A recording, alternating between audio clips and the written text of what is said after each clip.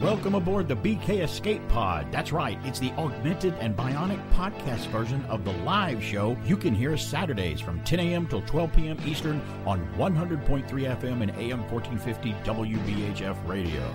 You can stream the show live there Saturdays at WBHFradio.org or on the free TuneIn app. Look out, here we go.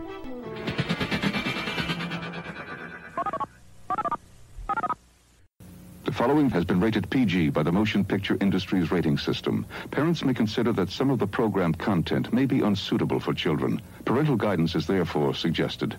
Opie, you ain't the only one that belongs to a secret club. Your Aunt Bee's in one, too. Really? Mm-hmm. Aunt Bee? Yeah. You know what she is? She's keeper of the Sanka. What?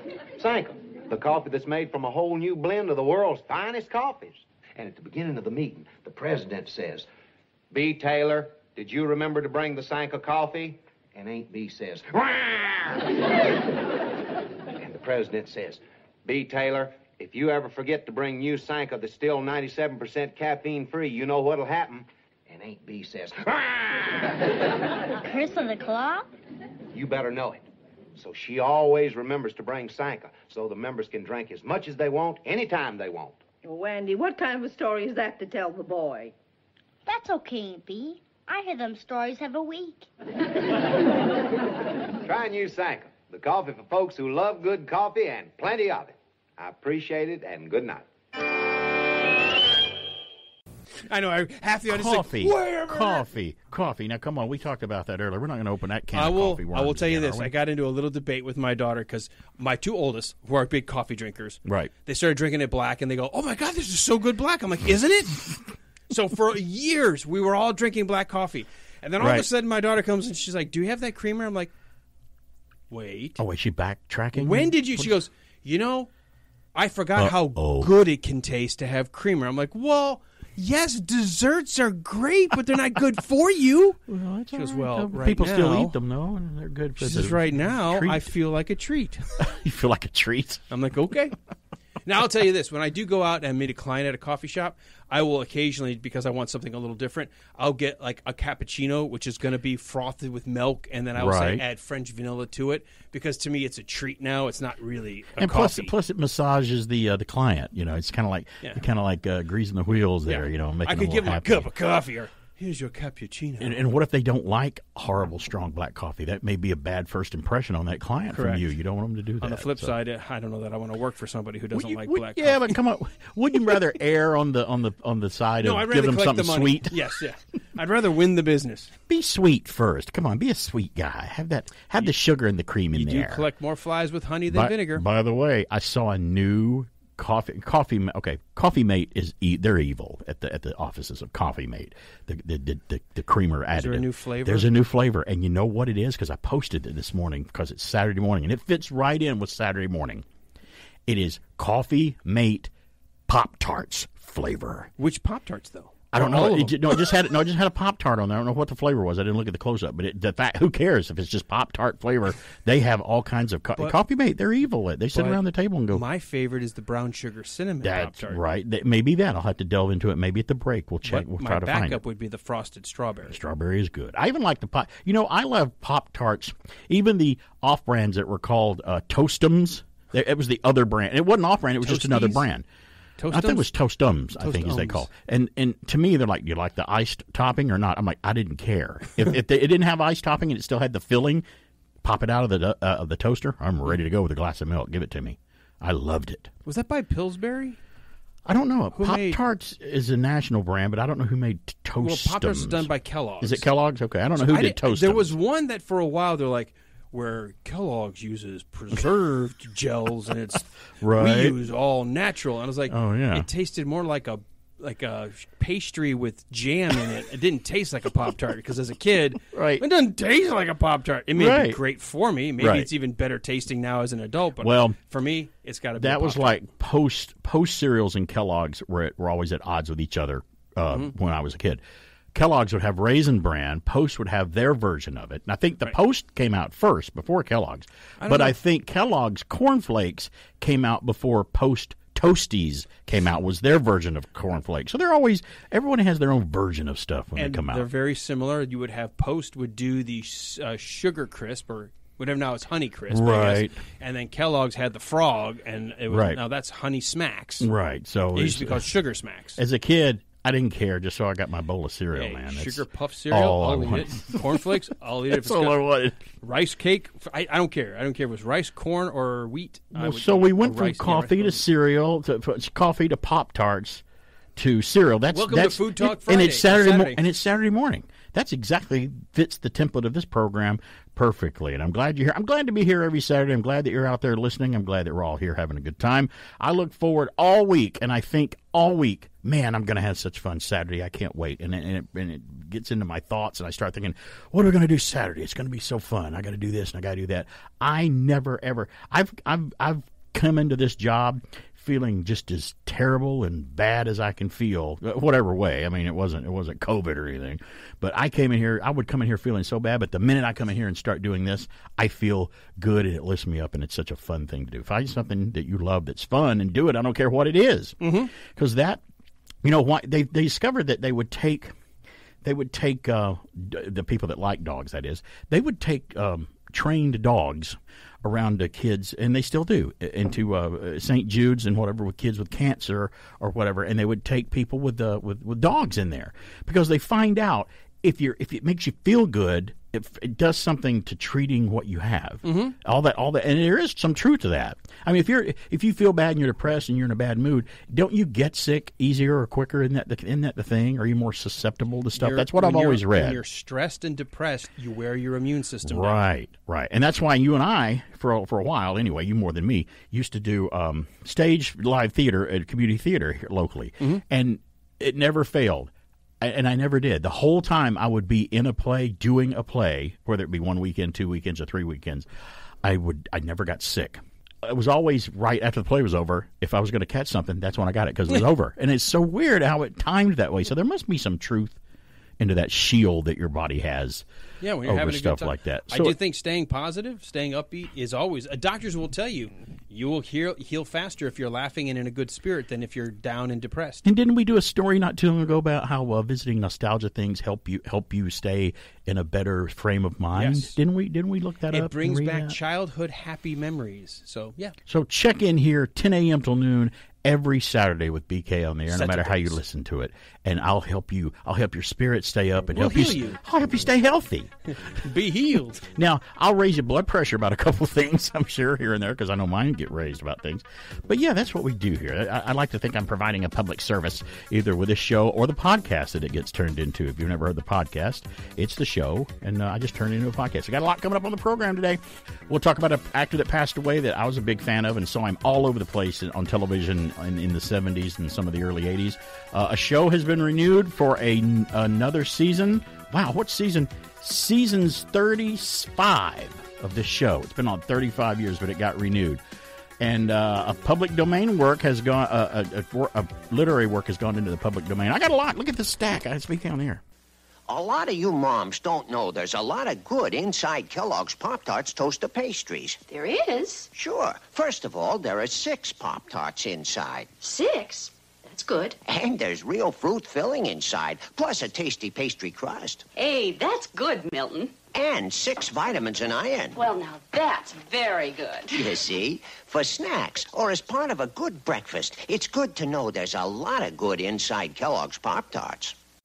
If you thought you could never be frightened by a television movie, watch what happens to the citizens of Salem's Lot. Is something evil killing the people in Salem's Lot, or are they killing each other? Run! No! A terrifying 3-hour special movie presentation Tuesday. Watch it with someone you trust. This is CBS.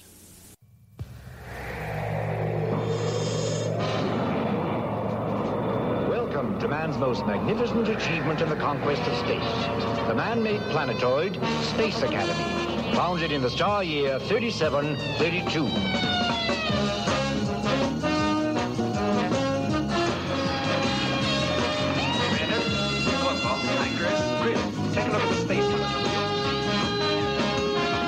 Here we have gathered young people from the farthest reaches of all the known worlds. They have been chosen for their unique abilities and are being trained to cope with the mysterious, the unknown, the unpredictable dangers lurking in the vast darkness of space.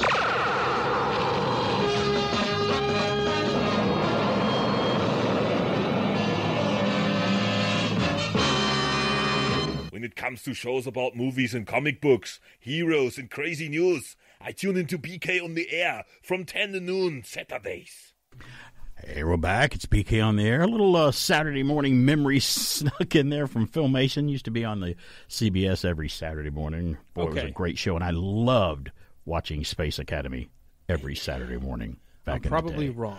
You got to guess who the narrator was there? His accent wasn't like I remember hearing, but there was a moment where it sounded like a young Dr. Smith. Wasn't a young Dr. Smith. It was an older Dr. Smith. Really? Yes, because it's Dr. Smith. That show was on in the mid-'70s. Lost in Space was on in the '60s. So maybe, that was his voice. Was that Jonathan Harris? That was Jonathan Harris. Yes, it was. Okay, you got it right. But I was used to him hearing that sort of almost British undertone voice when he would, oh, the pain, the pain. But that was him doing Dr. Smith's voice. But yeah. I'm shocked. I am shocked. But that's good. You recognized who it was. There you go. I've got my one right thing today, and I will now be wrong. And it wasn't even else. A quiz. Sorry. It wasn't even a quiz. And I was going to go pick lottery numbers, and I wasted it on that. You can still do that, though, because if you win. By the way, I've got another reason I'm glad that I got so many friends is I'd like to think that if my friends won big in the lottery, that I would get a little something out of it, depending on how much it is. I mean, whatever. If somebody wins $50 million or $1 billion from the lottery, $1 billion, I'd like to think, because sometimes it gets up that high. It did, yeah. Every now and then. I mean, the signs on the billboards never say $1 billion. It just says 999 because that's as far as they go. If it's 999, it's over $1 billion. So I'd like to think. But I also like to think that if people know that if Mrs. BK and I won the lottery, that we'd spread around the wealth too. And she made a good point. She's like, think about it. If we win the lottery now, or maybe if we're 60, think about it. We'll never spend it all. I said we could blow it and that'd be terrible, but we'd never sensibly spend it all. So give it away in a way that the government can't get a hold of it if we win. It's like do it now and just keep enough for us just to live comfortably for the rest of our lives. Sounds like the exact conversation I had with my mom. I'm like, what are you doing to make sure that the government doesn't get this? Because they'll snatch it, man. They'll get it. They already think it's theirs. Because you've paid money all your life with taxes and worked hard and everything. Oh, when you die, you're going to have to pay again. I'm like, how come it's a penalty if I die? Right. I'm penalized twice. One, I'm dying. And number two, you're going to take half of my money, the inheritance tax away before anybody can get it that I want to have it. I think that's a little unfair, don't you? I agree. What did Scarlet Witch tell Doctor Strange in the Multiverse of Madness? That doesn't seem fair, does it? No, it doesn't. Well, I teased earlier that and a lot of people have covered it this week, but I can't cover it until Saturday because my show only comes on once a week. A fairly well-known actor passed away this week that I was a fan of. I'm very aware of his work, and you may remember him too. After you hear, the name may not ring a bell, but once I tell you what he was in, you may remember who he was. Lance Kerwin, actor, dies at 62. This particular story comes from Variety.com. He starred in the TV series James at 15. As Mark Petrie, the teen who becomes a vampire hunter in Stephen King's miniseries Salem's Lot. He was also in that. He was the kid in Salem's Lot, the original movie. He died Tuesday in San Clemente, California. He was 62. An autopsy to determine the cause of death is being conducted, according to his daughter, Savannah. Now, Kerwin began his career as a child actor, known primarily for his roles in television and film, including the TV movie The Boy Who Drank Too Much. I remember that as well. It was a drama, and as a kid, you see stuff like that. That's my biography. That's my autobiography. Okay, The Boy I know Who that. Drank Too Much. I knew that, but I wasn't going to say it on the air, but you said it. He also played in, like I said, James at 15 and James at 16. They changed the name of it in the season 2, of course, because James was a year older. Now, Kerwin starred as James Hunter, James at 15 and James at 16, first premiering in 1977. James at 15 followed a young teenage boy fascinated with photography and was forced to move with his family from Oregon to Massachusetts. The series would go on to face controversy after airing an episode when James engages in a premarital sex and loses his virginity. This is 1977 television, by the way. That was maybe commonplace now, but it wasn't at one point. That sparked thousands of letters and protests back at the time. Now, the struggling team's story would be continued on James at 16 in the next season and air with 21 episodes on NBC during 1977 and 78 season. The series was notable in that it faced issues of the day, and most shows about teenagers during the 70s starred actors in their 20s, such as Happy Days. Yeah, we knew that. Even actors in their 20s and late 20s and maybe 30s acted as teenagers in Grease. That's the one thing no one could really accept about Grease. The adults and the principals look the exact That's same right. age. Although James at 15 only lasted 2 seasons, Kerwin's starring role would turn him into a teenage heartthrob. At the time, the teen sensation was adored by millions, and during the 1970s, it helped him land multiple cover stories in fan magazines, including Tiger Beat. Remember Tiger Beat and some of those teen magazines? You and I, we never got them. They weren't for guys. So I knew of it.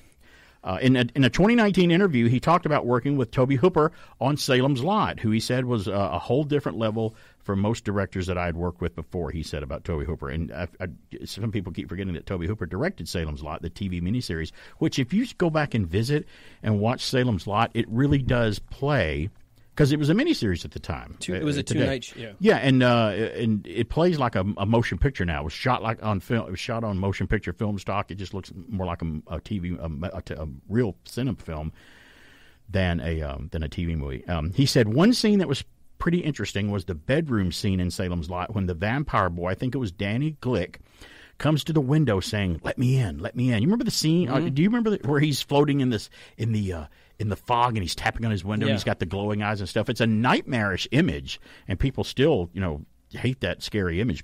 He said for that entire scene, the film was running backwards in the camera. Now, we started at the end and walked backwards all the way to the beginning where I'm in the bed and open my eyes. So in order to make that scene work playing forward, they filmed it backwards so it looked, because they had the kid on a gurney behind him floating him up to the window. It looked better on film when they filmed it backwards and pulled him away from the window and played it in reverse. They do scenes like that in some films and some television sometimes.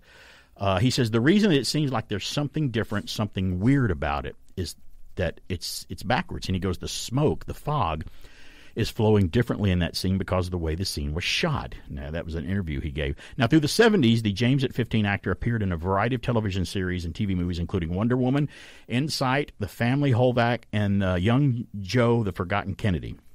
A lot of 70s things. He was a very busy guy over a short period of time. One of his last roles was in the 1995 movie Outbreak, and he returned to the screen last year in The Wind and the Reckoning, which I was not familiar with. But I do remember Outbreak. Is that about the monkey outbreak of disease? Who was in that? Was it Dustin Hoffman? Dustin Hoffman. Okay. I don't think I saw that. I need to watch that. It says he later became a youth pastor in California and Hawaii. Kerwin was born on November 6, 1960 in Newport Beach, California, and started appearing on TV as a young teen in such shows as Little House on the Prairie, Emergency, and Cannon. The detective series Cannon with William Conrad. So, yeah, Lance Kerwin, an actor that I remember fondly from the 70s, just from my generation, passes away at 62. Again, cause of death not listed. Now, there's another actor that kind of falls under the same radar as him, like a 70s actor named Ike. How do you pronounce his name? Ike Eisenman. Do you remember Ike Eisenman? He played Scotty's nephew in Star Trek II, The Wrath of Khan. Okay, that kid. And he was in Escape from Witch Mountain, those movies. You remember this guy. Okay. He was really good friends with Lance, and I think did a lot of stuff with him. I think he did a series or a TV movie with him. I don't know, maybe they're close to the same age, but he posted on Twitter about how devastated it was to hear about it passing away. So another actor, and again, he wasn't a household name like Harrison Ford or Robert De Niro or something like that, but he's one of those actors that I remember. As a kid, I remember his face. You'd probably remember him if I showed him a picture. I mean, you just remember the kid from Salem's Lot. Just Salem's Lot. But he was in so many things, and you see all those other shows. I never even heard of James at 15. Yeah, and they were pretty kind of big at the time. They didn't last long, but it was pretty impactful and dramatic And the way probably they did it. because when it came out, I was 6. And it may not have lasted long for the controversy that it presented, because back then people would reject that, like, I'm not letting my kids watch that. Right. I can't watch that. That's controversial. I can't watch that. Now, Michael Gray, our buddy from Shazam, who's friend of the program, friend of me, he's a good pal of ours. I texted him this week, and he goes, yeah, I heard about Lance. That's bad, because he was in an episode of Shazam with him called Brothers. And he remembered Lance, and I don't know if he stayed in contact with him. And he'd fallen onto hard times or something, and they didn't go into detail about it. So, it was hard to recognize him at later appearances at conventions when he would sign, do interviews and sign autographs. And I'm like, that's Lance Kerwin. Okay, I wouldn't have known that unless you had told me that. So some people things happen, and there's nothing you can do about it. So another actor has passed away. It's BK on there.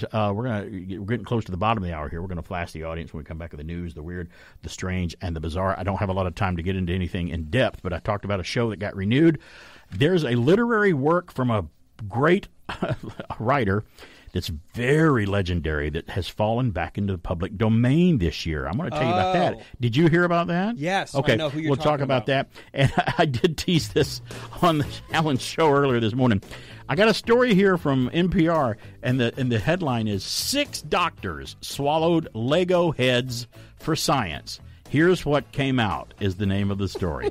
And it's all for science. I'll go more in depth into that later on.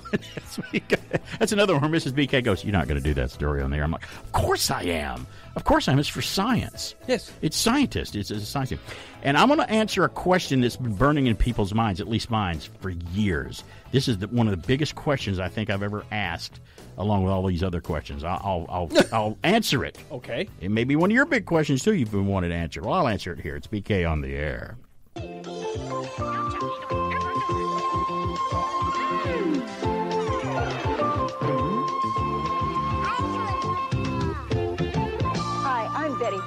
And I'll be right back with One to Grow On.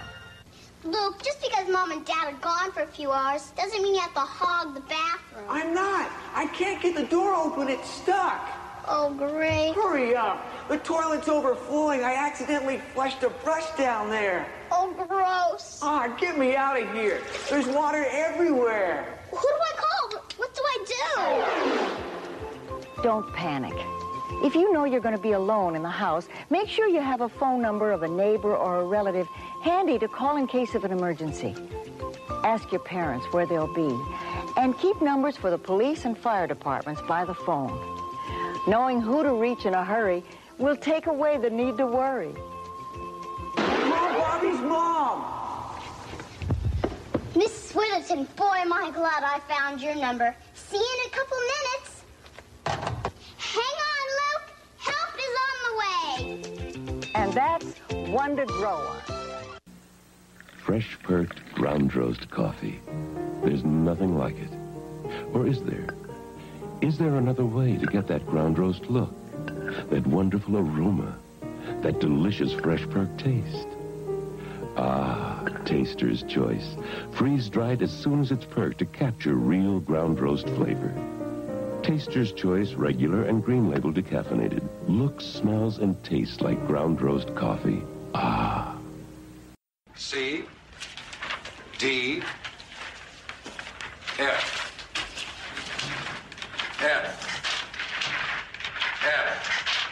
What are you people? On dope?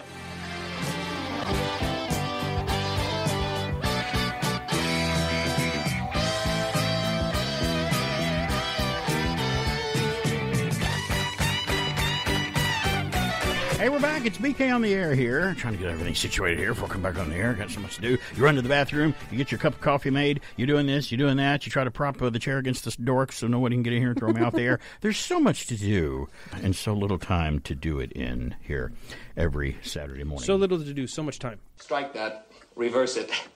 But it's that wonderful time where we like to ask the audience of the news, the weird, the strange, and the bizarre, and the goofy, and whatever other adjective that you can put on there. I have the first news. Imagine that. And what we say, it's doozies today. From UPI, a German movie theater broke 2 Guinness World Records with an IMAX screen measuring a whopping, see, you're not going to love this one. Listen to this. An IMAX screen measuring a whopping 8,770.43 square feet. Wow. That's a big screen. Big IMAX screen. The Tromplast Leonberg, a multiplex chain in Baden-Württemberg. I wonder if our friend Malt would know about that place. Installed in an IMAX screen measuring 127.2 feet by 68.8 feet, setting the Guinness World Record for the largest permanent, it's not temporary, it's going to stay there, permanent IMAX screen and the largest permanent cinema screen overall with Guinness. That's big. That is awesome. I'd love to see something like Raiders of the Lost Ark, or some big production like a Wrath of Khan, or some big movie, 2001, some big movie on that big screen. The thing is, it that has would to be be awesome. filmed in IMAX to Right. fill that You gotta size see an screen, IMAX. so you're not going to be able to see Raiders. Well, that's true. Some of the later movies they've done an IMAX conversion, I think, on some of the things, or a 3D. Which is it? Did they make them 3D? They Made converted them 3D. in 3D. All right. I'll watch Jurassic Park on it then. How about Dominion. that? Watch something big. You have to do Dominion. something, Yep. yeah. I think there's an IMAX of the original Jurassic Park. I don't know if think. there was. there? They might have been. I'll That have was to look 93 when it came back out. and say, IMAX has been out since the early 80s. Yeah, but were they making Hollywood movies I in don't know. IMAX? at We'll that have to time? look that 'Cause up all and the ones see. initially were like the Space Shuttle. Okay, and Planet I'll Earth. watch one of the space. The IMAX Dream is Alive about the space shuttle. I'll watch But that one then. That's a great one on the big almost screen. anything Christopher Nolan's done has been in IMAX. Well, Like, I don't he want to. I don't want purposely to. I don't films want to IMAX. fall asleep. Quote, to put this into So perspective, weird. to put this into You are so perspective, weird. the screen is wider than a Boeing 737 airliner. Dear Lord, there you go. how That big- just how tells many you how seats big in it that is. theater? I don't know. Or is it outside? It's a stadium. Where is it? You know. It's got stadium GWR said the screen was measured by a specialist company using laser sensor technology. Yeah, there wasn't a ruler big enough, which allowed them to confirm the screen's size with millimeter precision. So That's there you go. amazing. They know exactly how big that screen is. It could be any IMAX film. Like I say, even the IMAX film I don't like, I'd like to see it on that screen. Yes. That would be amazing. You the bigger the better. feel like you were in it, for real. Yeah, that's right. All righty. Well, guess what, folks? I've got the next news. Chicken butt. I have the next chicken butt? Guess what? Chicken butt. I've got chicken legs. I have no comment on that. My wife says that. I'm not going to say that. She's like, do some more squats. I like you. You're a friend of mine. I'm not going to tell you the truth. I'm like, no. I don't want to do squats. I don't want to do jack squat. Okay. You don't know Jack. All right. From UPI, a Maryland 9-year-old searching for shark teeth on a beach made her largest discovery to date. This would be Again, so awesome if this could happen to us. It not would be gonna so happen cool. to me. I know, but it sure would be A nice if it did. 15 million year old megalodon tooth. Wow. That's amazing. And when you see the sizes of these things, and it's like takes up from the tip of her fingers up halfway up her arm, I'm like, man. Can you imagine the creature that came out of? Makes a great white look like a little They would eat the great blue white. shark. It would for dinner, for an Molly appetizer. Sampson was out searching for shark teeth on Calvert County cliffs on Christmas Day when she found a megalodon tooth the size of her hand. Amazing. Sampson took her discovery to the Calvert Marine Museum on Solomon's Island, where experts confirmed it was an ancient megalodon tooth. Sampson said she hopes to become a paleontologist when she grows up. Kind of gives when he says in Jaws, I pulled a tooth the size of a shot glass out of a boat. I'm like, well, that dwarfs that. Yes, it does. And that's the great white shark from Jaws, tooth size. I got the next news. This is a little Christmas leftover, but I thought this was interesting. A Rhode Island police department said it has granted the request of a young resident to have the remains of a cookie and some carrots, DNA, tested to determine if Santa Claus bit into them from a home. The Cumberland Police Department said in a news release it received a letter this month from a young investigator, so what they're calling a young investigator, seeking to have a partially eaten Oreo cookie and some baby carrot sticks DNA tested to identify whether they were indeed eaten by Santa Claus on December the 25th. By the way, he took a bite out of the carrot stick just to make the person feel better. He spit that one into the drain or the garbage. I'm telling you right now. I would fully expect that they did. would come back and go, this is non-human DNA, and right. fed it to the reindeer. Because I don't know if I'd want to bite into a nice Oreo and then bite into a carrot. Those two don't mix. They don't really go back to back. It's like chocolate cake and orange juice. Quote, this or drinking orange juice after you brush your teeth. Oh. That's just horrible. Quote, the young lady obviously has a keen sense of truth in the investigative process and did a tremendous job packaging her evidence for submission. We will do our very best to provide answers for her, unquote, Chief Matthew Benson said in the release. The food was passed along to the state of Rhode Island's Department of Health and Forensic Science Unit for analysis, he also added. Benson said the department already provided the girl with some uncovered evidence in support of Santa Claus's presence in her neighborhood. A photo of a deer in the area on Christmas Eve. There you go, right there. A little Christmas leftover, but they did publish it this week. It didn't come out actually till this week, the story. Yeah, I love it. All right, So there you I've go. got the last news. So, yeah. This comes out of Fox News. Rockford, Illinois police are looking for a suspect charged with stealing a funeral home van with a body still inside. Who was it? Somebody, a worker, or another kind of body? Let's I'm find assuming out. maybe somebody who's the family is wanting to get him back. I don't know. Okay. Let's Oh, continue this the is story. The terrible. van, which belongs to Collins and Stone Funeral Home, stolen from outside the business Saturday afternoon, when the body of 47-year-old Curtis Brown still in the cargo area. See, that's just chillingly weird. It's creepy. Maybe they're looking for other parts to build their Frankenstein. Oh, hey, that could be. Officers or it could be just drunk guy. Could very well be. Loser. I'm gonna A loser. Of the two scenarios, yours is probably more correct. Or it could be Dr. Frankenstein has been drinking. Who knows? It could be a double whammy. Officers received a call that the van had fled Rockford toward the Chicago area Sunday. Chicago police located the van, but the body was not inside. What? Rockford police were notified Monday evening that Brown's body was then later found. Oh, they found it. The Winnebago County Coroner's Office transported the body back to Rockford. Investigators identified 23-year-old Dean Howard as the suspect who stole the funeral home van Saturday morning. Well, why did he take the body? Right. I mean, we haven't found out yet. Oh. The Winnebago State's Attorney's Office reviewed the facts of the case and authorized the following charges against Howard: unlawful possession of a stolen vehicle, and abuse of a corpse. Oh, wait a minute. There we go. Oh, jeez. I don't even want to go there. Howard has not been arrested as of Wednesday evening and remains at large. Brown's family told Creepo WTVO weirdo.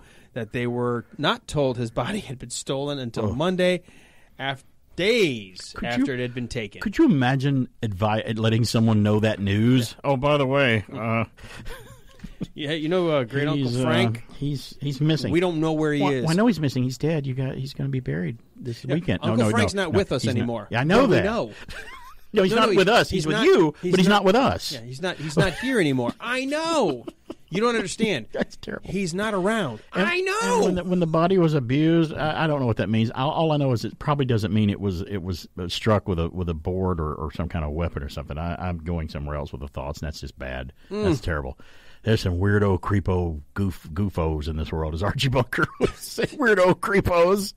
What are you doing? Strange folk By the way, in this world. There's a job. We talked this week with some folks about jobs I could never do, only because of the nature of the job.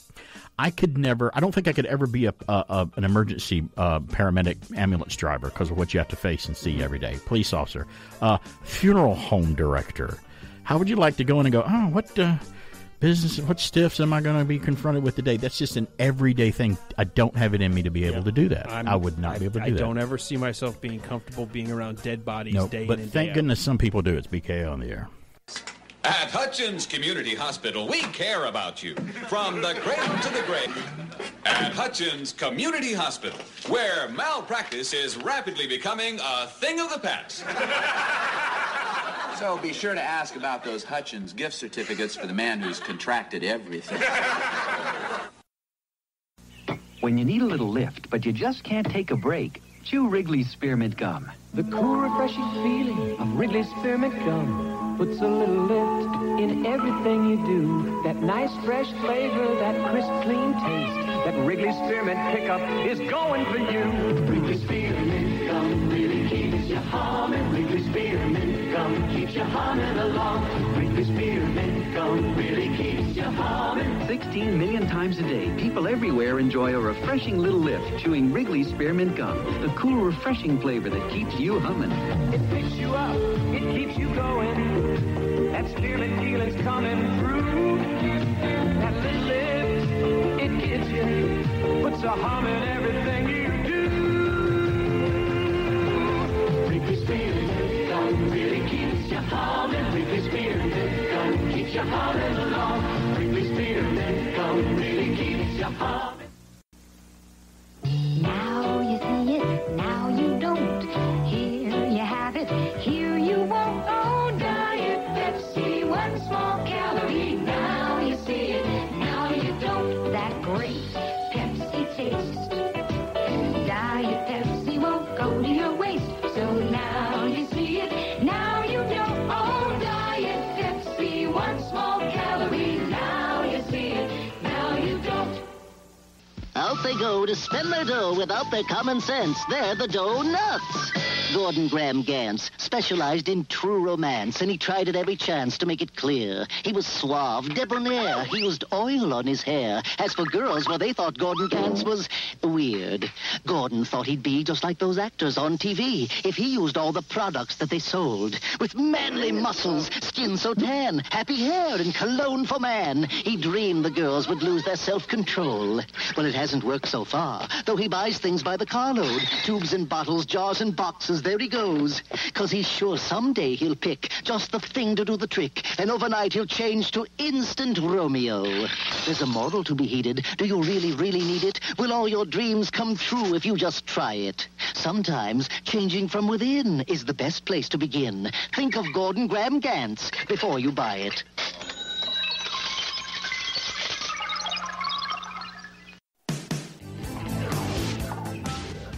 By the way, I didn't want to tell you about this, but I will. Okay. Look out. I have a news extra here.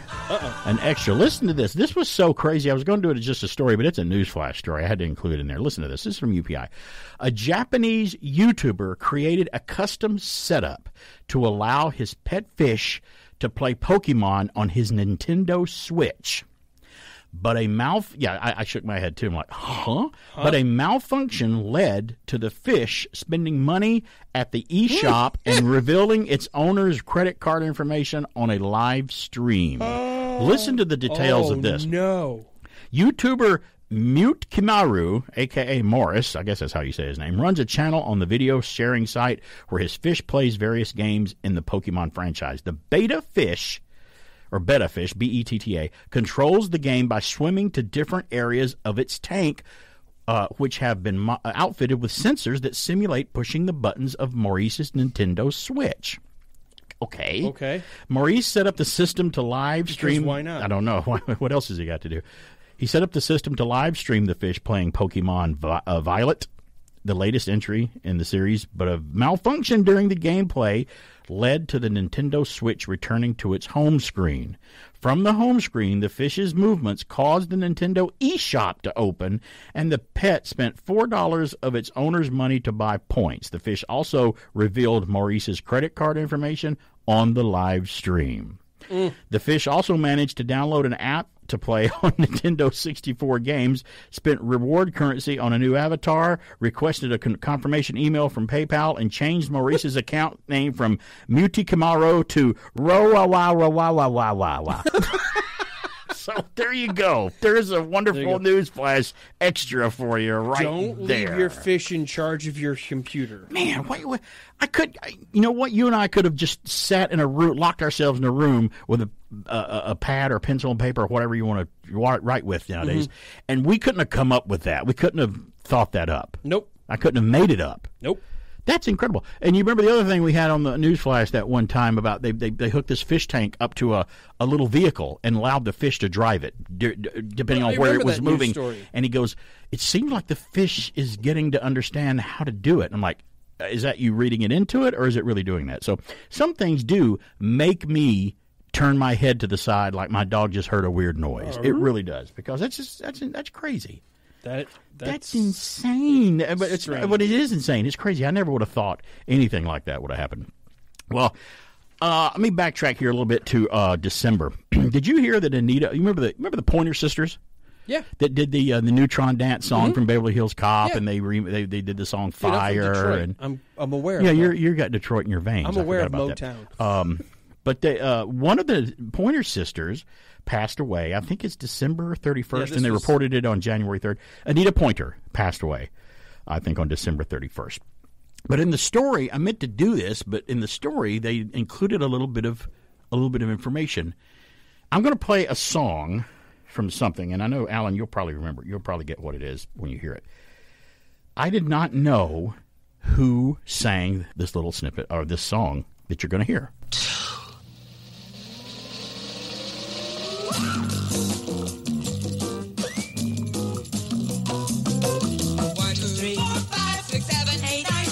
11, 12. 1,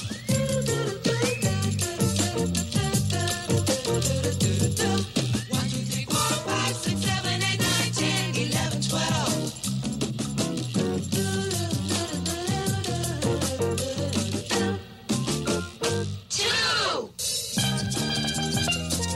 that's a song from Sesame Street. That's the animated pinball machine. Everybody might remember that classic spot from Sesame Street. But did you know that that's the Pointer Sisters singing that?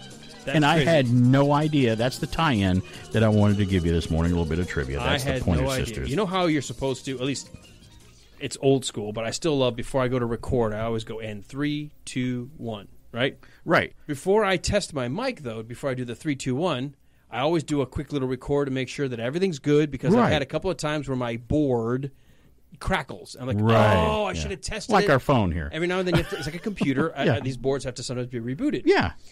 Every single time, dude, I go 1, 2, 3, 4, 5, 6, 7, 8, 9, 10, See, you 11, do it. 12. You do it. See, that's I funny. count to 12 like that song because of me watching Sesame Street as a kid. And that stuck with you in your brain all this To time. this day. And it's amazing. Well, that just floored me how someone popular, and a lot of popular people were connected with Sesame Street that we didn't even know about. The Electric Company. Do you remember Letterman? Where he would, if there was a letter missing from a word, he'd rip the letter from his from his varsity sweater and throw it over to change the word. Well, Letterman's voice was Gene Wilder, and the narrator, the female narrator, was like, "Is Letterman in trouble? What's he gonna do?" That's Joan Rivers. Now that I look back on it and looked it up, Letterman, I'm Letterman. When you hear it now, you're like, I can tell it's Gene Wilder now when I hear the voice. I am this many years Letterman. old. You didn't know that? I have thought learned I told you did that not one know day. that. Maybe I'll play that after the break. I did But not know Letterman Gene is Gene Wilder, and we never breached that on the Wilder Ride podcast at all. Well, But you didn't know it. That's why. Well, remember that podcast? It was a good one. I remember it. No, I don't want to get back into that. Come on. I remember when people cared about doing that show. It just makes it classic now. The classic It is. Wilder Ride. Go back. And there's another little song that I play sometimes from Sesame Street that has something to do with numbers, which is this one. 1, 2, 3, 4, 5, 6, 7, 8, 9, 10. 1, 2, 3, 4, 5, 6, 7, 8, 9, 10. Okay, that's another classic pop singer from a rock group. Is that the lead singer of Berlin? And she would be too young to be able to do that. The girl from Berlin, but it is Grace Slick that sung those. The lady from Jefferson Airplane, then turned into Jefferson Starship, then turned into Starship, and whatever they're calling themselves nowadays. We built this city. Yep, that's Grace Slick that sings the jazz number from Sesame Street. So there you go. Another couple little Sesame Street ties in that blows your mind You are sometimes. completely unseating everything about my youth and child. That's amazing. I don't know if I'm unseating it, but I'm broadening it and letting you know who it was. Which Broaden is kind of cool. your mind. Broaden your mind. Let's broaden our mind. So there's another little bit Lawrence? of trivia that I like to do. I want to remind everybody, by the way, before we reach the top of the hour here, I got some more stories to get to, but I don't have time to get to them in depth. I do turn the show into a podcast. It's called the BK Escape Pod. I got a YouTube channel, SoundCloud.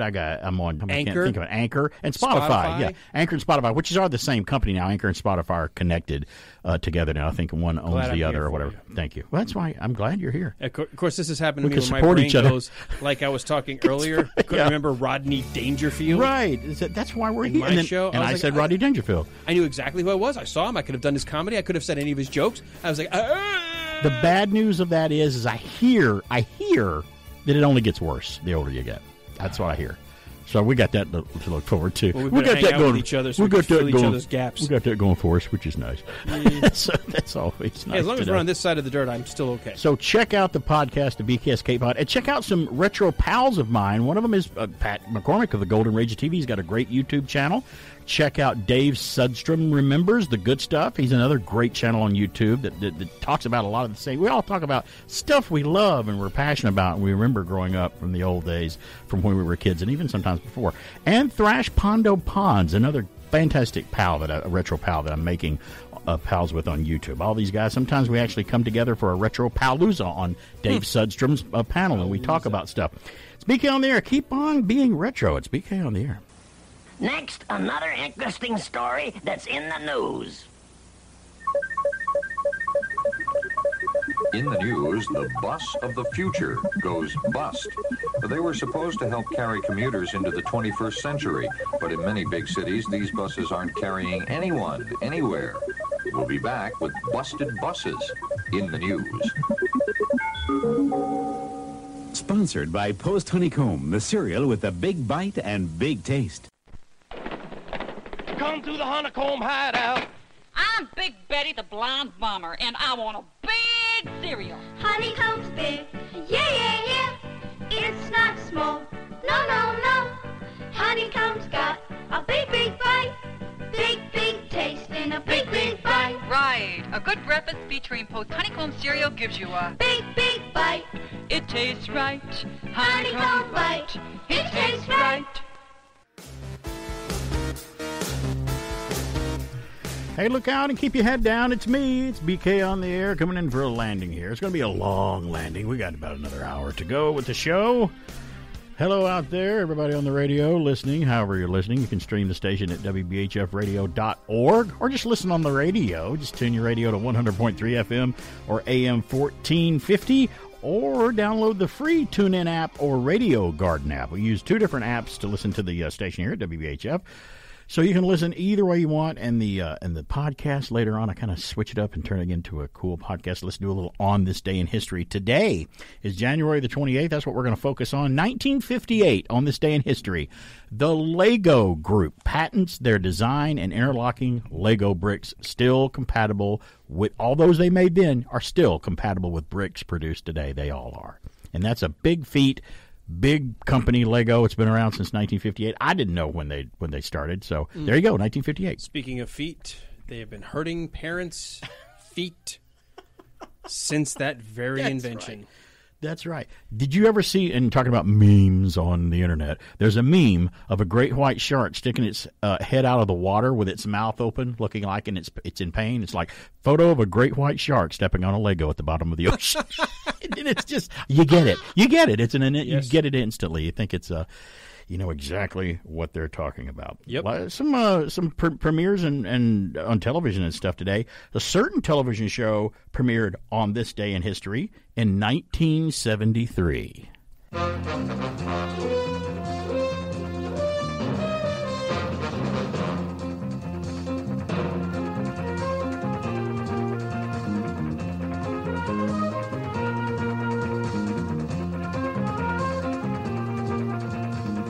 Barnaby Jones, starring Buddy Ebsen, also starring Lee Merriweather, with guest stars Bradford Dillman, Robert Hogan, special guest star William Conrad. Tonight's episode, Requiem for a Son. Yeah, a little Barnaby Jones there for you. Music, believe it or not, a little trivia for you by Jerry Goldsmith, the guy who went on to produce do a lot of movie scores, and he did a lot of television work. Barnaby Jones, a Quinn Martin production. That guy's stamp on television series always followed the formula. The show would come on with the theme, and the announcer would say the name of the show and say, tonight's guest stars are, he did it for Cannon, did it for Barnaby Jones, did it for The Invaders, the sci-fi show he did. All those Quinn Martin shows had that formula and did it on every one of them in a similar way. One of his early shows, if not his first one, Quinn Martin, was 12 O'Clock High, and it was a show about World War II bomber pilots. Huh. And I got to see some of it a few years ago, and it was actually a pretty good show, and it comes on and says a QM production, Quinn Martin. I think the FBI was a Quinn Martin production as well. There are shows from my youth that I want to go back and watch just to see if they hold up. Right. Barnaby Jones is one of them. My mom and my grandmother loved watching Barnaby Jones. Well, there's two different thoughts about whether something holds up or not. Now, some people just will watch a show now through the prism only of modern shows and just won't like it because they compare it to new shows and go, well, this is stupid compared to shows of today. I'm like, well, maybe not. The word stupid might be the wrong word. It was a different era when the show came out. There's going to be no cell phones on it except maybe the rich detective who has one in his car back then. You might see that. Steve Austin was the first guy I remember having a cell phone in his car with the OSI and $6 Million Man. I thought, a phone in his car. Oscar Goldman has a phone in his car. That's how important he is. If I had a phone in my car, I know I've made it. I know I've made it. Now I wish I didn't have a cell phone. Sometimes I wish, I'd like to take this thing. It'd be expensive. I'd have to replace it. But I want to throw it at the bottom of the lake and let the fish use it or something. I don't want to have anything to do with this computer anymore. Today is a date that someone passed away. An actor named Burton Mustin. Now, his name may not ring a bell, but, buddy, he was in every television series ever. He always played the old man in the TV series. You might remember he was in a couple of All of Them Family episodes. He was in the Andy Griffith Show. He played a little part in Gomer Pyle. And he was in the Brady Bunch. He played in the Brady Bunch. Do you remember the Brady Bunch episode where Bobby idolized Jesse James, the gunslinger? Oh, yeah. Miss Collins, this is our son, Bob. Bob, this is Mr. Collins. Oh, hi. Hello, son. I think you're going to find this gentleman very interesting. Did you know his father actually knew Jesse James? He did? Wow, am I glad to meet you. I hear Jesse's a hero of yours. I wrote a whole composition about him for school. I wrote a whole book about Jesse James, only he wasn't a hero to me. He wasn't? No. Jesse James killed my father. He did? Shot him in the back. That's how he usually shot him. Too cowardly to face him, I guess. I can't believe that, Mr. Collins. He's telling you the truth, Bobby. Son, you know the legends. I know the facts. Mr. Collins, why don't you tell Bob about how it was with your father? Well, I was just a little boy at the time. My father was riding a train to California. Jesse James held it up. Did they have a shootout? Well, it wasn't much of a shootout. My father with his face to the wall, his hands in the air, and not wearing a gun. Then why did Jesse James shoot him? Because that's the kind of man Jesse James was. There we go. Burt Mustin on the Brady Bunch telling the story of Jesse James. And after that, needless to say, Bobby did not idolize Jesse James anymore. He was great on All in the Family because he played a guy who escaped a old folks home and wanted to get out of there because he didn't like being there. And Edith found him and brought him home. And Archie's like, what's this guy doing here in his pajamas? What's he doing here? And he's like, we got to call your daughter and tell her to come pick you up. You can't stay here. So Archie calls his daughter the number he gave him. And he's talking to her off camera. And he comes back and he's like, I don't think you gave me the right number. I called the number you gave me to talk to your daughter. And the old guy, Burt Mustin, says, did she tell you to drop dead and go to hell? Mm-hmm. He's like, yeah. He's like, that's my daughter. That's her? So you got the right number. He was just funny. He was a funny guy. So today in history, 1977, by the way, was when Burt Mustin passed away. He was 92 years old, and he had been in so many things. And he was 92 his entire career. If you look at photos of him, there was a photo of him. I think he went to West Point or a military academy in his high school time, right before high school, right after high school. He looked old then. It's crazy. 1978, the first episode of Fantasy Island airs on ABC TV on this date in 1978. I can't believe you don't have Mr. Rourke. They had two movies, I think, Fantasy Island movies on TV before they did that. Do you know my wife's watching the new Fantasy Island movie that's on? And it's a sequel to the old show. The girl's name that runs the island's last name is Rourke. That was her father, I think, her grandfather. They reference Mr. Rourke in the show.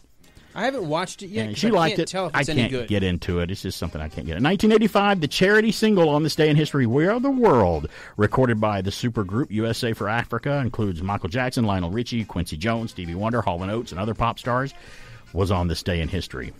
We got a few more on this day in history that we'll get to when we come back, and we'll get to 3 birthdays on the list. Not many birthdays, at least not more than 3 that I can get for our list here at BK on the Air. And we'll go into the National Day Ofs, too, when we come back. It's BK on the Air.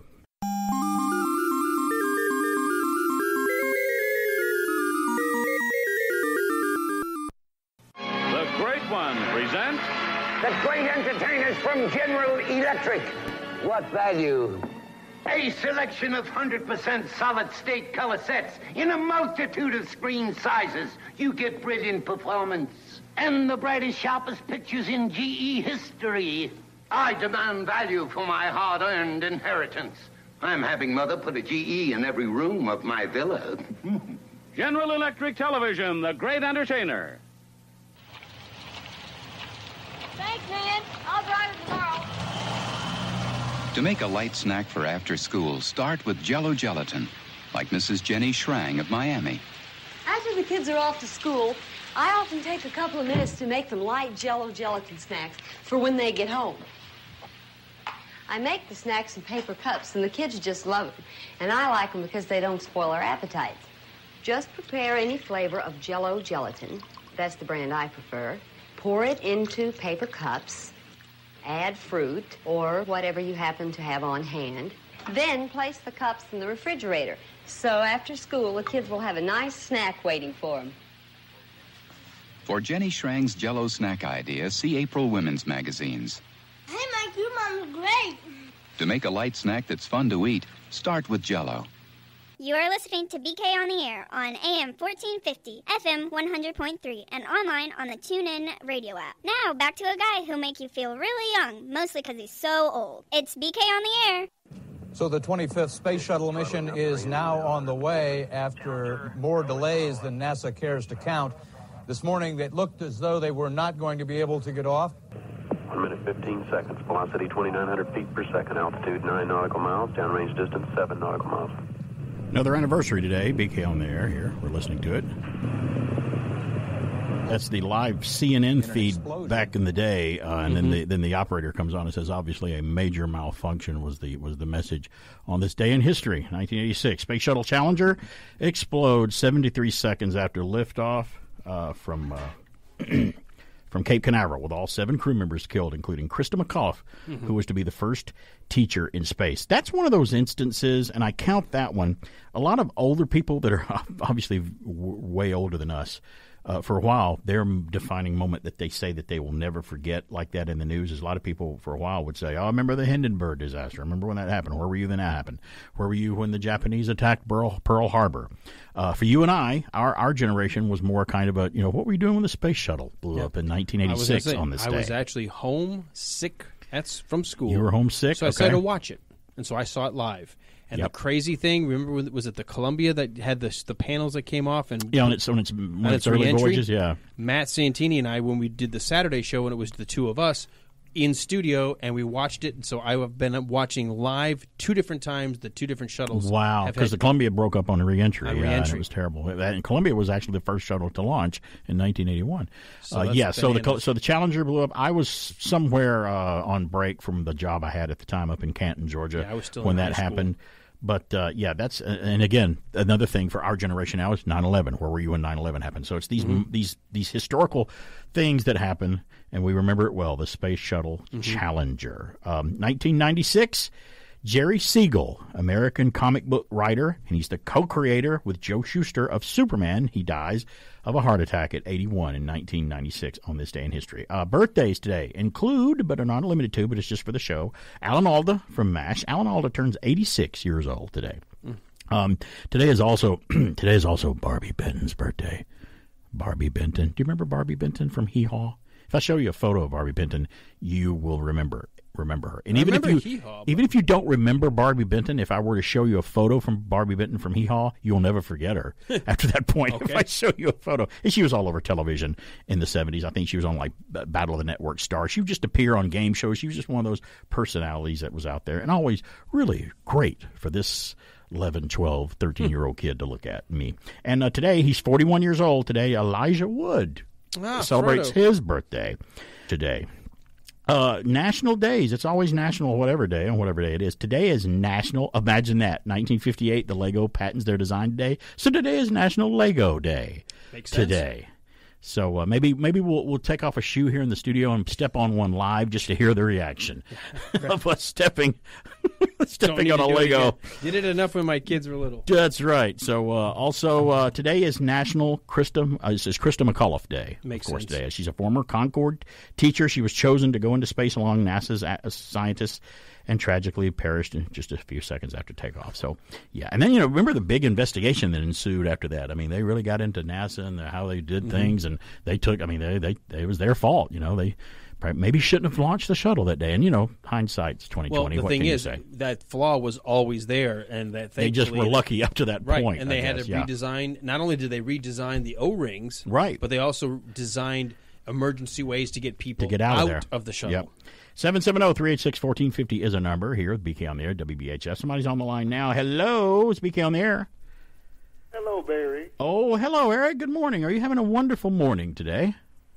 Hello, Alan. Hello. You see how he bypassed my question? Yeah. Didn't even acknowledge my question. He may have something he's upset about. What's going on, Eric? You got something wrong. Oh, really? Well, imagine that. That's part of the show. What did I get wrong? Which one of us? What did we get wrong? Probably me. Well, Barry got it wrong. Well, that's okay. What did I get wrong? You said that the new Fantasy Island is connected to the old Fantasy Island. That's true. Yeah, it is. Yeah, but he's not. But it's not her father. It's her grandfather, right? No. It is her great uncle. Great uncle, Mr. Rourke's her great uncle. Okay, well, I knew he was related somehow. See, cut me some slack. I don't watch it. I just knew he was related somehow. So, okay. Well, I've halfway watched it when Mrs. BK had it on, but it's, He was aware of it in the room. Yeah, I knew it was about an island and fantasies. So, you need to watch it. Is it good? Do you like it? Have you seen the girl that's on? Yeah, I know why you. Okay, that's not the only reason I watch something though. But yeah, I have seen her. She's quite the eye candy. Yes. Yeah. Speaking of which, I need you to call me after the show is over because I need your help with something. Call you? Okay. Well, all right. I don't know how much bail money I have, but I'll check the bank account and see how much I have. Do you like the new Fantasy Island show? It has its good points, but then it's not like the old one. Well, we played a snippet from the Brady Bunch, the Jesse James episode of the Brady Bunch. I noticed that the last episode, while Mrs. BK was watching it the other night, that Maureen McCormick from the Brady Bunch who played Marcia was at the end of that episode, the new Fantasy Island. She was in it. Yeah. So I noticed that. But see, I've seen all three versions of the Fantasy Island. Yeah, I do remember the one before this one. That one wasn't very good at all. The one with Ronnie what is that man's name? Ronnie McDonald? The whole thing was scary. Well, all right, I'll give you a call after I get off the air, I promise. All right. All right, bye. Bye. I don't know what that's all about. It's never. He's got his hooks in I don't know what's going on. And then now everybody knows I have his number. So it's like, what are you doing with his number to call? Well, I mean, we're sort of acquaintance, friends type people, I guess. I guess we could be called friends. Yeah, he's a pretty good guy. He's a all right. good guy. He's all right. But did I finish this? I did, yeah. Finished all the national days of everything, January 28th. Do I have time to go into this? Let's see. Yeah, I have time to reach over here and do this one, but I got to set it up here. Hold on, I got to set it up.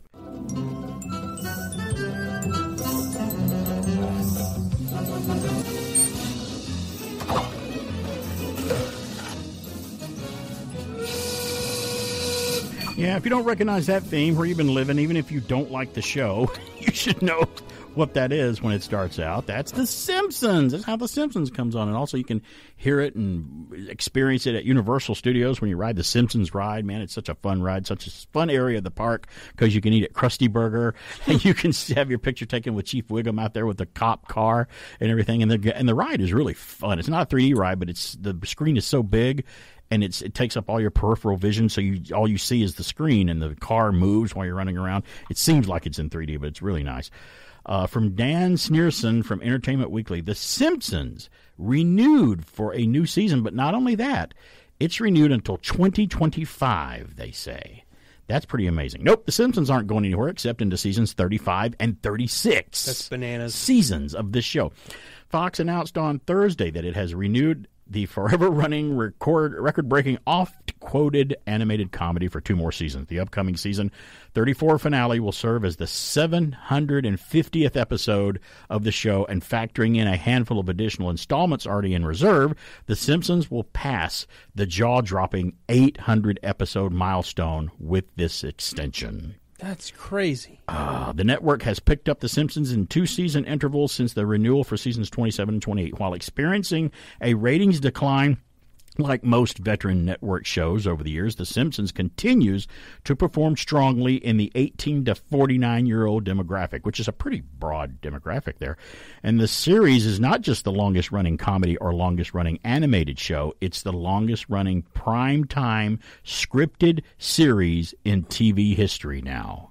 It has actually reached that level. The show claimed that title previously held by... You want to guess what held the title before The Simpsons? I was just talking about it. Wasn't it Bonanza? Early. It's one of the Westerns. You're on the right track, but it's not Bonanza. No. It's my favorite Western. Gunsmoke. Previously held by Gunsmoke, with its 637th episode in 2018, and The Simpsons, and now will extend its record. 800 episodes, quote, not even The Simpsons could have predicted this, unquote, executive producer Matt Selman tells Entertainment Weekly. This renewal, which runs through the 2024-2025 TV season, allows Fox to retain the cornerstone of its Sunday animation block for now. Disney's 2019 acquisition of 21st Century Fox includes 20th Television, the studio that produces The Simpsons, and the company is focused to grow into its streamer Disney Plus, where the vast and valuable Simpsons library now resides. Now, the current season's episodes stream on Disney-owned Hulu, or the current one. So there's a little information about the longevity of the family with the yellow skin, animated skin, The Simpsons. That's just crazy. Which to me, it just, when you say it, I'm like, yeah, I guess it really has been on that long. But when you say it like that, you're like, wow, has it really been on that long? That's just really amazing and a big feat for a TV series to accomplish that. If you were 30 and a young associate producer on the show when it went live, yeah, you are at retirement age now. But they don't even want to retire. They probably I'd love to still work on it. Yeah, you're right. From age 30, you'd be 65. That's taking them all the way through 30 to retirement. That is amazing. And I'm sure they're not even counting the Simpsons appearances on the Tracy Ullman show before that. So it's actually a little older than that. Technically, the seasons aren't that old, but it's older than that. Ride the ride at Universal. It's so fun. The Simpsons still relevant after all these years. And it's funny. It's BK on the air. Exactly. Your kids will love McDonald's Happy Meal. It's food and fun in a box. It's a hamburger or cheeseburger, regular-sized fries, regular-sized soft drink, and a McDonaldland cookie sampler. It all comes in a Happy Meal box with games, puzzles, jokes, and a prize. A prize? It's a hamburger or cheeseburger, regular-sized fries, regular-sized soft drink, a McDonaldland cookie sampler with games, puzzles, jokes, and a prize. I've got a Happy Meal. Nobody can do it like McDonald's can. Oh, a commercial break. I'm so hungry. What am I going to fix? I got it. New microwave Hot Bites chicken nuggets. Made especially for microwaves to taste great. Perfect. I'll be back in 2 minutes when they're done. There he is. That was a young Gilbert Gottfried on a chicken nuggets commercial. I'm going to answer the question that's been asked for years, and I know it's burning on your mind. And I wake up every night just in a cold sweat thinking about this question because I never knew the answer to it. Well, I'm going to answer it for you right now. Who invented chicken nuggets? Alan, don't you at least ask yourself that at least once a day? I thought McDonald's. No, that's not chicken McNuggets. This is just the chicken nugget with no Mick in front of it. I used to order a Mick in front of other places. Like I'd go to Chick-fil-A and say, "Can I get the McNuggets?" I'm like, "We have." You nuggets. Can't say that in here. You'll be removed by security. In my head, it's still what they're called. That's what the name is. Well, this comes from Tasia Bass. I think it's from where's it from? Is this from Fox News? It's one of the big news sites. For decades, the chicken nugget has been a staple of fast food menus and grocery store frozen food aisles, but contrary to popular belief, these fried bits of poultry deliciousness, some people argue that, my Mrs. BK can't stand them unless they're fresh chicken made out of fresh parts, weren't invented by McDonald's, Alan. They weren't invented by McDonald's. They just kind of ran with them and took them another step further, or a step back, depending on who you talk to. Like so many other dishes before it, parts of the nuggets' origin story are contested. Yes, kind of like the cheesesteak. Where did the cheesesteak come from? People can't agree Philly. Where that came from. Yeah.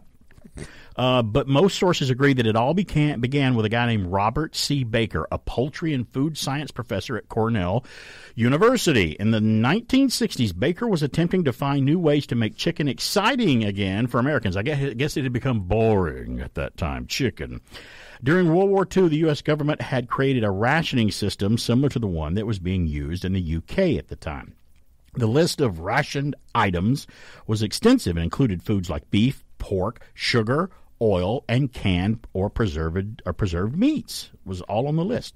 While cheese and cream would later be added to the list of rationed items, milk, eggs, and poultry were not, which made chicken dishes a popular dinner choice for many households during the war. Now, after the war, according to Slate.com, demand for poultry saw a steep decline because chickens were typically sold as whole birds, which could be inconvenient for families. Some butchers were willing to cut their chickens into smaller pieces to make it easier to cook, but Baker, who had a reputation as a food innovator, he was the man behind the frozen French toast and chicken hot dogs and was working on ways to increase the value of chickens once they were no longer able to lay eggs. He was interested in creating a way to simplify the process completely. First, Baker created what was known as a chicken stick, ground-up chicken that was breaded with an egg, with egg batter, and then frozen. I guess kind of like a corn dog, I guess, but only with chicken. He realized he could solve some of the issues food scientists were facing by removing the skin and by making a batter that could be fried even after it was frozen. He sent his chicken sticks to local grocery stores where they were an instant hit, with some selling up to 200 boxes a week at the time. But Baker felt there were always ways his process could be improved upon and refined, and he was happy to let others give it a try. Instead of patenting his chicken sticks, Baker published his entire process for creating them in an agricultural economics research and had copies sent to poultry companies and food scientists throughout the United States. Now, according to History.com, Baker's creation could not have come at a better time. Beginning in the 1970s, scientists in the U.S. government had suggested that Americans the government saying cut down on their consumption of red meat, as too much of it could lead to such health problems as high cholesterol and stuff like that. How many times has the government flip-flopped on bran muffins and wheat germ and eggs and meat and stuff like that? Just give me a break. Chicken was promoted as a healthy alternative to red meat. Well, I eat both of them. Well, there's no direct source to confirm that McDonald's Corporation founder Ray Kroc read Baker's original process report. It was clear that the fast food McDonald's wanted to capture on this chicken push. Kroc wanted to create a chicken product that would offer convenience and, quote, a boneless piece of chicken sold mostly like French fries, unquote. That's explained by McDonald's chairman. While McDonald's executive chef Rene Arend played around with some potential recipes, Kroc enlisted the help of meat supplier Keystone Foods to come up with a way to automate the chicken chopping process. He also reached out to Gorton's, the fish company, I guess, the company known for its fish sticks, which had helped McDonald's when the company was developed the Filet-O-Fish sandwich, to create a batter for these bite-sized pieces of chicken. And in 1981, Mickey D's officially introduced their Chicken McNuggets, which turned out to be one of the most successful new product launches in fast food history. Even today, McNuggets still account for about, 10% of the restaurant's sales. That's a lot when you talk about the entire sales profits of the restaurant. Yeah. Now, Baker, meanwhile, went on to found Cornell University's Institute for Food Science and Marketing in 1970 and served as its very first director. He also helped invent a chicken deboning machine. Unfortunately, he received no monetary benefits from the success of the chicken nuggets that he helped to create. But it sounds like he still lived a pretty good life. Inventor and working in academia, I guess, under the food section. I've never had a problem with nuggets, but I do prefer the chicken strips that you get from Chick-fil-A. And people badmouth what kind of chicken. Some restaurants sell chicken nuggets, but they're really great, just white breast meat. But we all know that a lot of nuggets, from different restaurants contain. Oh, it's just processed chicken. What do you mean by that? Oh, well, this nugget can have meat in it. Beaks, ground up feet, leftover parts. It's just stuff. And when I'm told that, and I take a freshly made chicken McNugget from McDonald's and eat it or dip it into sauce, I'm like, I don't care. It tastes great. I like it. It doesn't matter to me. I do I like them all equally, I guess. Now there could, if they're stale and been in the bin for a long time and are old, that's not good. You can get a bad batch. But anything cooked fresh, even McNuggets from McDonald's, tastes pretty good to me. I'm okay with it. I like that. So you were in the military. You probably ate a lot of stuff that would make a billy goat puke. Or something like that, or eat right out of the can, something that's already cooked, but you're just eating it out of the can with a spoon. I was in the Navy. We actually had some pretty good food. Yeah, but you're like me. At one point, I was just hungry once, as a teen, just got out of the house and I'm like, I want some ravioli. I just eat out of the can. I mean, I was known to do that. I don't do that now because I don't really have to, and I'm not on the run that much from the law nowadays. But yeah, back then I was just in a hurry for several reasons. So yeah. Chicken nuggets. That question's I've always wondered, where did they come from? Where was the chicken nugget born? Where did it come into being? What's the genesis of the chicken nugget? That's crazy. The guy didn't patent any of it. I guess he wasn't just interested in that. He wasn't interested for making any money.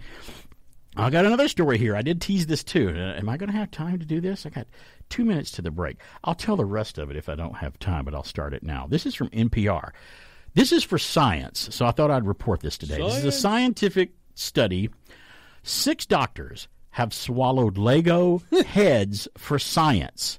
And we'll get into the details of it.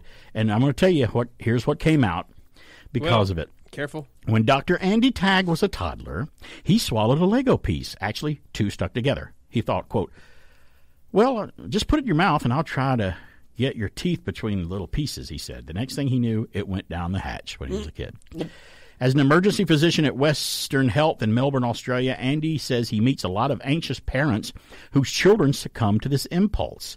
The vast majority of kids like Andy simply pass the object through their, it makes the journey out of the other end within a day or so. But still, Andy wondered whether there was a way to spare parents from needless worry. Now, choking hazard is a whole different thing, where they're talking about if they just have swallowed it. It's in the stomach, Sure, you can reassure parents one by one that they probably don't need to come to the emergency room, or worse yet, dig through their kids' poop in search of the everyday object that they've swallowed. I guess some parents, I'm not one, but some parents have done that. I did that with my dog once when she ingested something wrong. But Andy and 5 other pediatricians wondered, is there a way to get this message out to parents through science? Science? The 6 doctors devised an experiment and published the results. Quote, each of them swallowed a Lego head, said science journalist Sabrina Embler, who wrote about the experiment for The Defector. They wanted to basically see how long it took to swallow and excrete the plastic toy.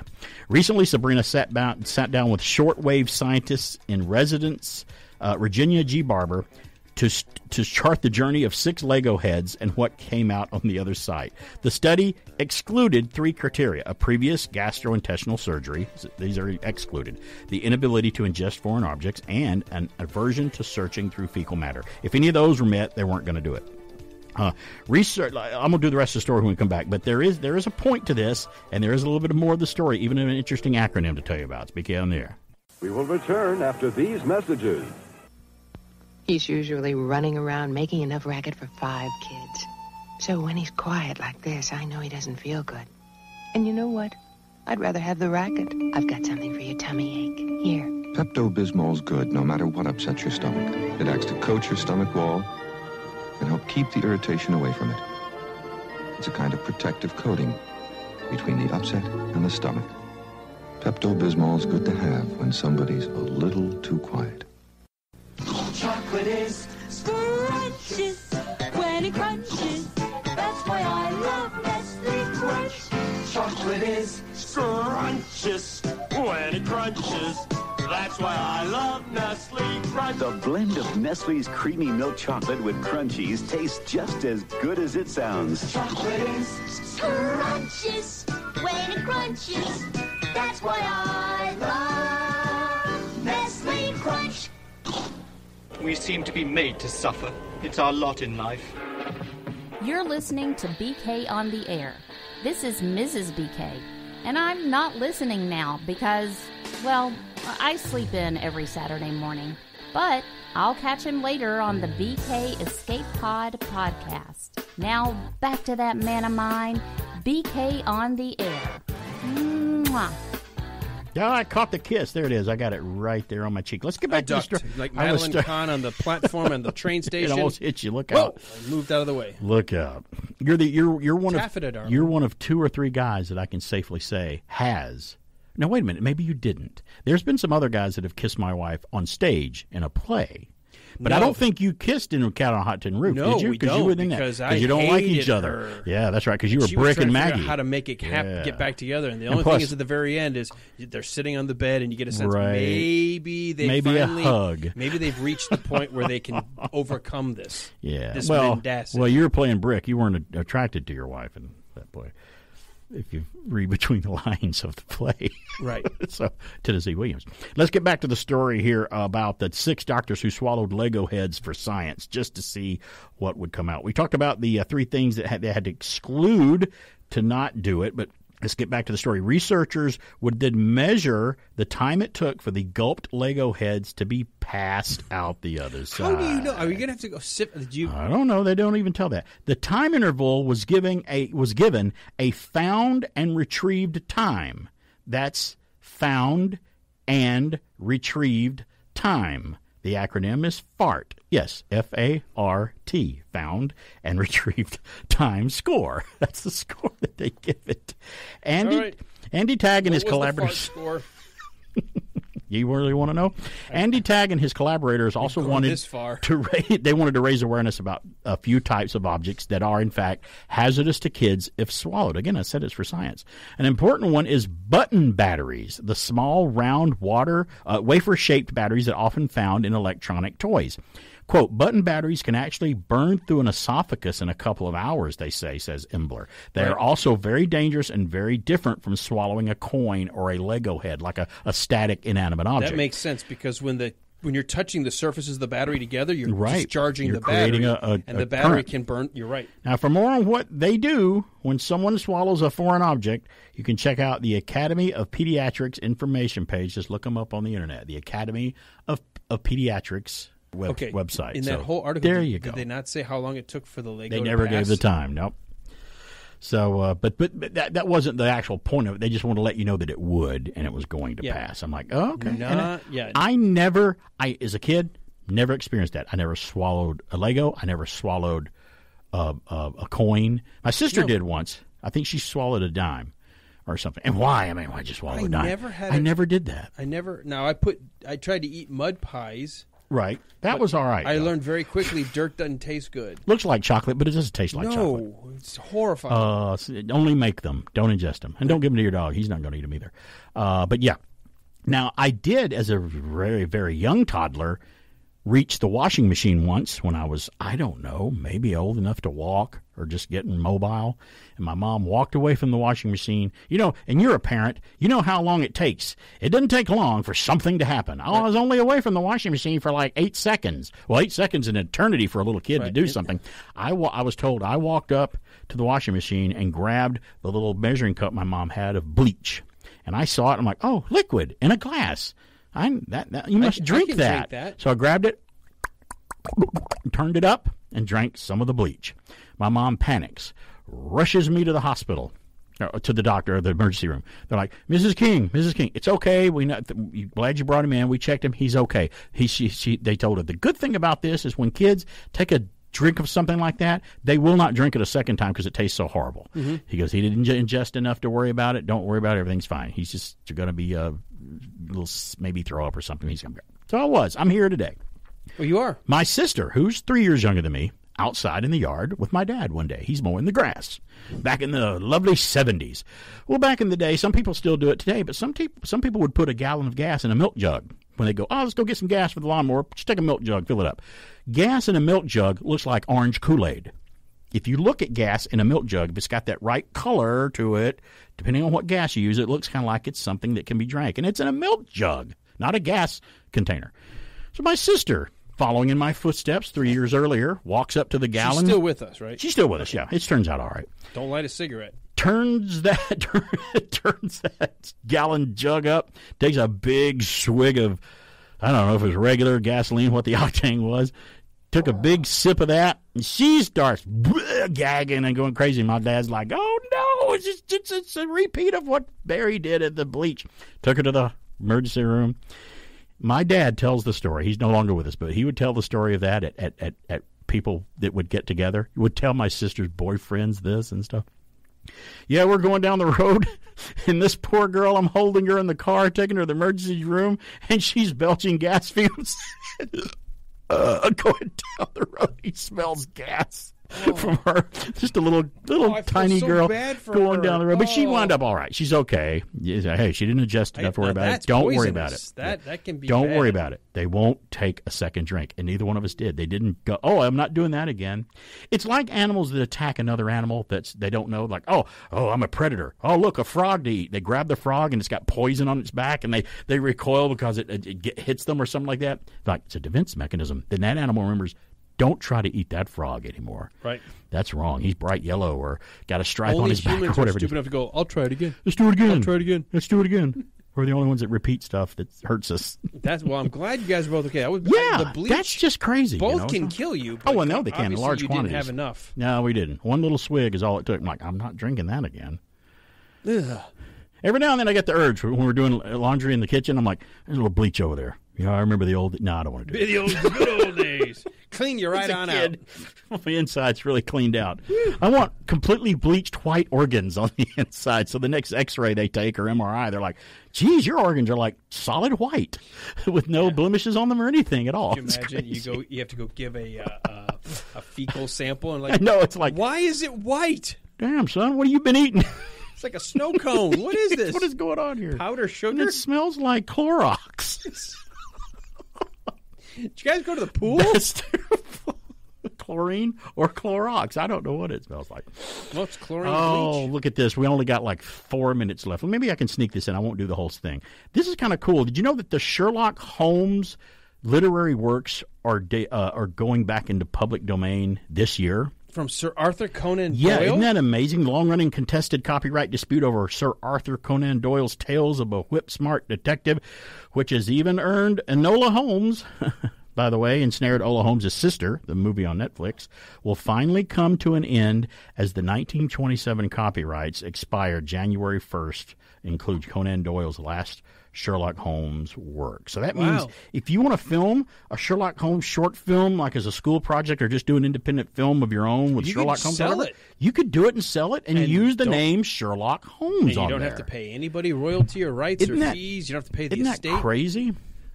That's crazy. And it amazed me, too, by the way, how many movies are still in public domain that have no copyright still to this day. And some of them, now we did, you and I were affiliated here locally with a place called the Pump House Players at the Legion Theater here in Cartersville. Mm-hmm. It's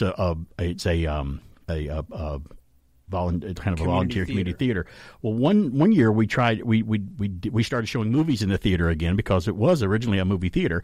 Set up a rear projection screen and everything, and ran everything off of DVD or Blu-ray rear projection. And I picked some of the movies at the time when we did that, and they're like, well, how are we going to do this for the rights? I'm like, I'm going to pick all movies that are public domain. You won't believe what's out there in the public domain. I think Night of the Living Dead, the original George A. Romero movie, it was at the time, but may not be now. It may have gone back into copyright. Snows of Kilimanjaro, a fantastic movie about Ernest Hemingway and Gregory Peck playing him in the film. That was a public domain, well-received critical film that I showed on the screen.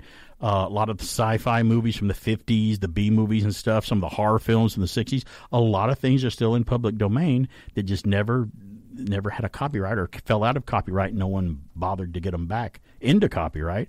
That still are in the public domain. That's why when you see Alpha Video releases Attack of the Giant Mantis, or it's on a different video company's title thing every time, it's because they just grab a copy of it, mass produce it, sell it, and then another company grabs a hold of it and just sends it out because they don't have to pay anything for the rights to these things. And I think that's kind of interesting. But I wouldn't think that Conan Doyle's Sherlock Holmes would have. That's very popular work. Right. Movies, and he's a legend. He's like this. He's like the most legendary detective next to Batman, Bruce Wayne, that there is. Everyone has heard of Sherlock Holmes.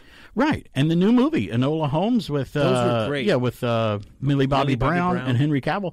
I haven't seen that. Still haven't seen the second one. I need to see the second one. You said it was pretty good. Really good. I want to see the second one. And I loved them both. I liked him, and I like him too, and I like her. She's a great actress. I like the way they shot it. I like the way they edited it. I like the fact that she breaks the fourth wall and talks to you. It was appropriate. When done appropriately, that works. Mm-hmm. Sometimes it doesn't work when you break the wall and talk to the audience, but sometimes it does when it's not either overdone or it's ridiculous. I mean, you're not supposed to be. We're not supposed to be there. Why are they talking to us? Well, it's a little tongue in cheek. Sometimes I can handle that. It's a great storytelling device the way they do Enola Holmes. I was so surprised how much I liked it. I wonder. I need to look up who's the first person to break the fourth wall. And it had to come from theater. That's where it comes from. Theater. I'm talking about in movies or shorts and film. I really think it may be somebody else, but I'll do some research on it and find out. My best guess is it was Laurel and Hardy, because the heavyset one, Stan Laurel. Stan Laurel, yeah. No, Oliver Hawley. I'm sorry, Ollie. Yeah. Every now and then he would the other one would do something stupid, and he would look at the camera and just shake his head and look right at the viewer. He did it, and then Alan Hale Jr. would do it on Gilligan's Island when Gilligan would do something stupid because his dad Alan Hale worked with them and he knew them. So something he took into Gilligan's Island. So I wonder if it was Laurel and Hardy that did it first. I'll have to look it up. Breaking the fourth wall. We don't have a wall to break here on radio. We just talk. You It's just BK break on the there. person's That's right. ears. We'll be back next week. I'd like to talk to you for just a moment about safety. When we go to the beach, there are lifeguards there to watch out for our safety. Crossing guards are in the street for the same reason, to help protect us. Now, things like that are fine, but we can't count on someone always being around to protect us. We should practice thinking of safety all the time. So don't take a chance. And that's true whether you're crossing a street or driving a car. Think safety.